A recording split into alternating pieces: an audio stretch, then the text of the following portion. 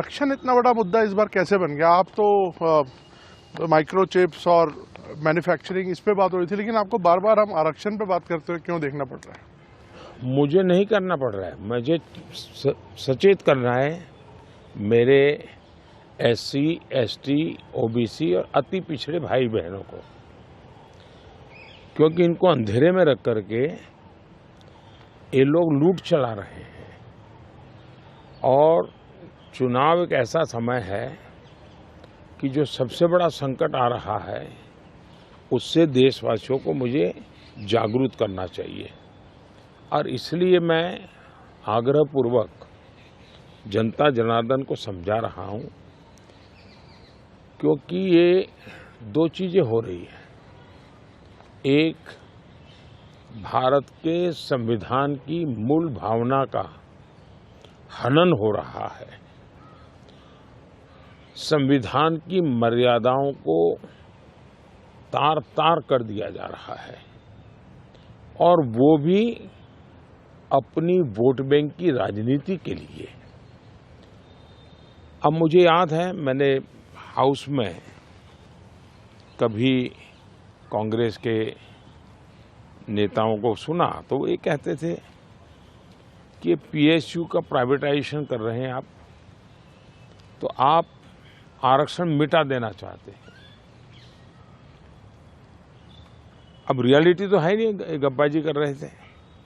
लेकिन मेरे सामने आया कि जो लोग इतने बड़े दलितों के हितैषी अपने आप को कहते हैं, आदिवासियों के हितैषी कहते हैं, वे हकीकत में उनके घोर दुश्मन हैं। इन्होंने रातों रात एजुकेशनल इंस्टीट्यूशंस को माइनॉरिटी इंस्टीट्यूशंस बना दिया। माइनॉरिटी इंस्टीट्यूशन बना दिया तो उन्होंने आरक्षण उसमें खत्म कर दिया। अब उनके अधिकार क्षेत्र में नहीं था, वैसा एक नियम बदल दिया उन्होंने, और यूनिवर्सिटी तक को माइनॉरिटी स्टेटस दे दिया। अब दिल्ली में ही जामिया मिलिया जो यूनिवर्सिटी है, उसको उन्होंने माइनॉरिटी बना दिया, उसमें सारे आरक्षण खत्म हो गए। एडमिशन में भी नहीं, नौकरी में भी नहीं। और बाद में तो चीजें उभर करके आई कि करीब करीब 10,000 ऐसे इंस्टीट्यूशंस हैं जिसको इस प्रकार से आरक्षण के जो SC, ST, OBC का अधिकार था वो पिछले दरवाजे से उसको छीन लिया गया है, संविधान की पीठ में छोड़ा भोंका दिया है। बाबा साहब आम्बेडकर ने जिस सपने से ये व्यवस्था खड़ी की थी उसको इन्होंने वोट बैंक के लिए गिरवी रख दिया है। तो ये एक चिंताजनक बातें मेरे सामने जब आई तब मुझे लगा कि मेरा दायित्व बनता है कि मैं देश को अवगत। इतने में इनका मैनिफेस्टो आया।